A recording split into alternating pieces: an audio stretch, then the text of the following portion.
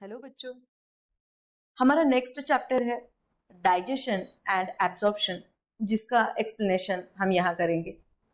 Digestion and absorption के बारे में जब बात होती है तो ये रिलेटेड है हमारे फूड से।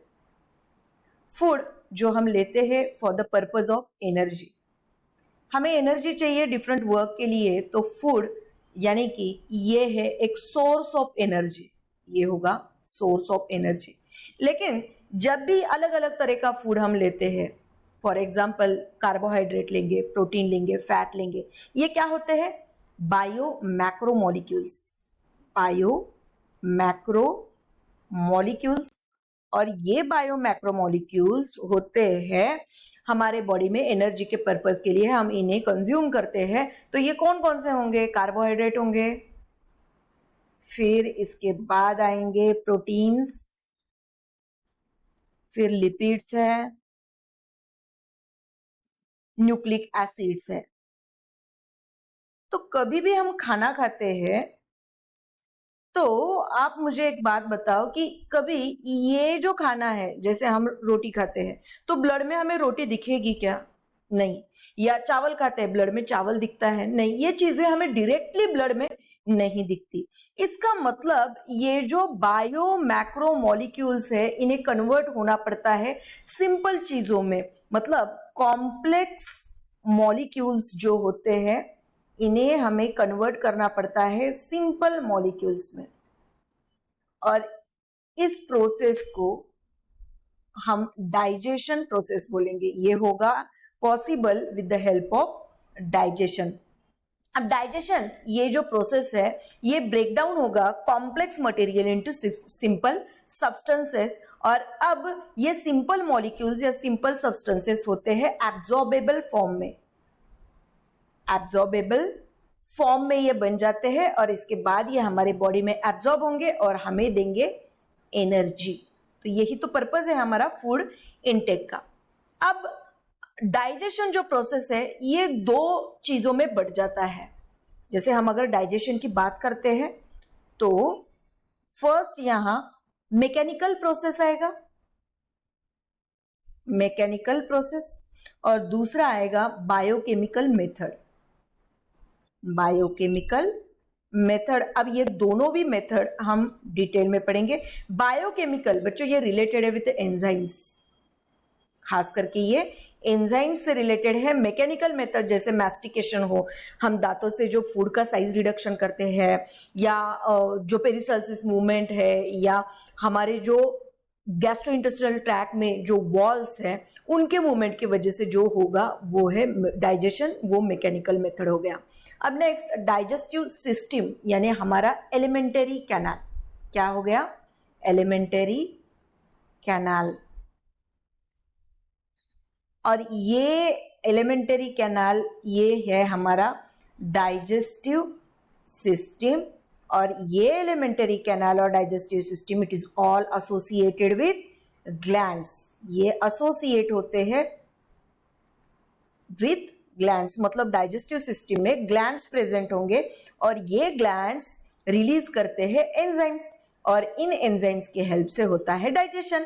अब देखिए एलिमेंटरी कैनाल का जो फर्स्ट पार्ट है वो हो जाएगा माउथ। फर्स्ट पार्ट ये है माउथ, और यही से डाइजेशन स्टार्ट हो जाएगा।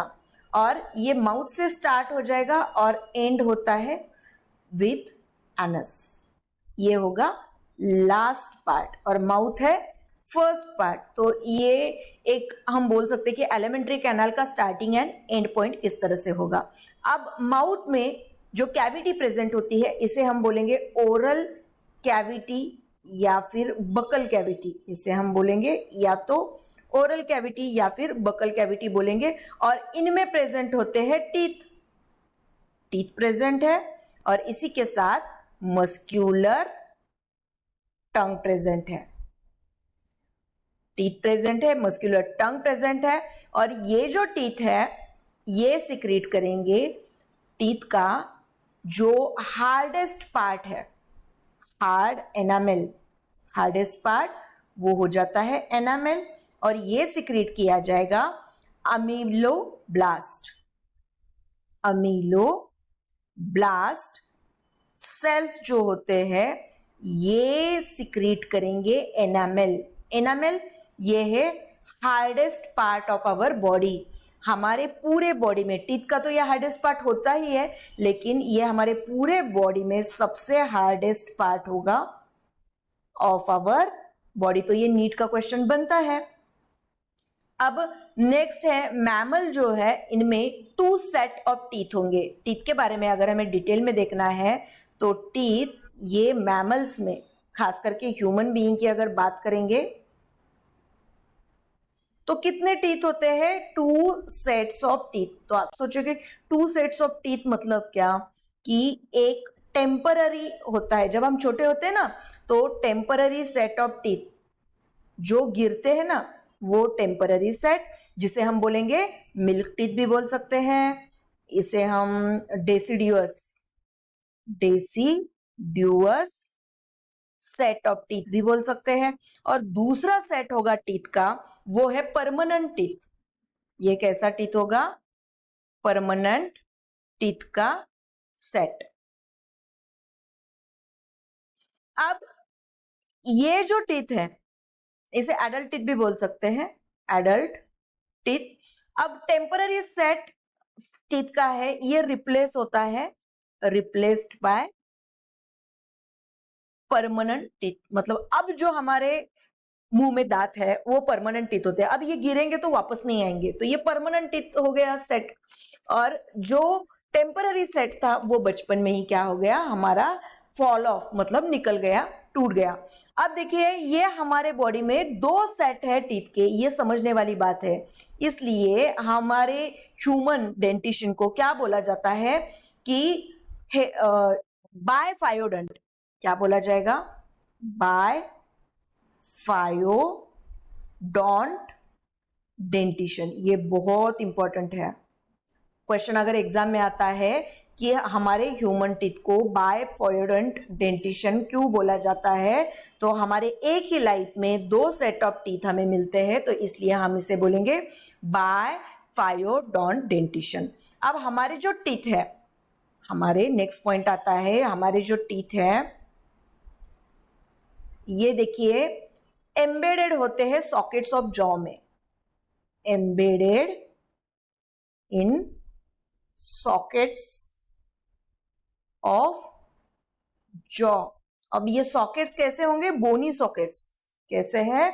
बोनी सॉकेट्स ऑफ जॉ। और इसलिए हमारा जो डेंटिशन होगा वो होगा थीकोडोंट डेंटिशन। क्या होगा? थीकोडोंट डेंटिशन, क्योंकि ये बोनी सॉकेट में प्रेजेंट है, तो हम इसे बोलेंगे थीकोडोंट डेंटिशन।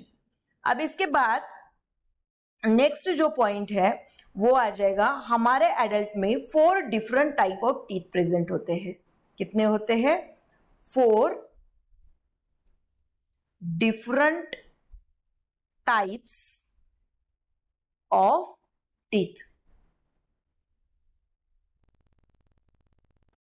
अब इनमें 2 होते हैं इंसिजर्स, 2 इंसिजर्स। देखिए ये 2 इंसिजर्स हैं ये। इसके बाद कैनाइन होगा 1 कैनाइन। इसके बाद 2 होंगे प्रीमोलर और 3 होंगे मोलर। और हमने ये कैसे लिया है कि arrangement of teeth in each upper and lower jaw.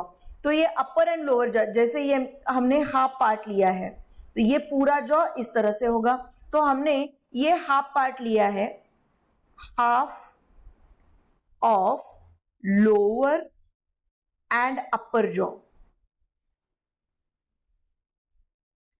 इसमें इंसिजर्स 2 हो गए, कैनाइन 1, फिर ये बाइकस्पिड मतलब ये प्रीमोलर, ये कितने हो गए?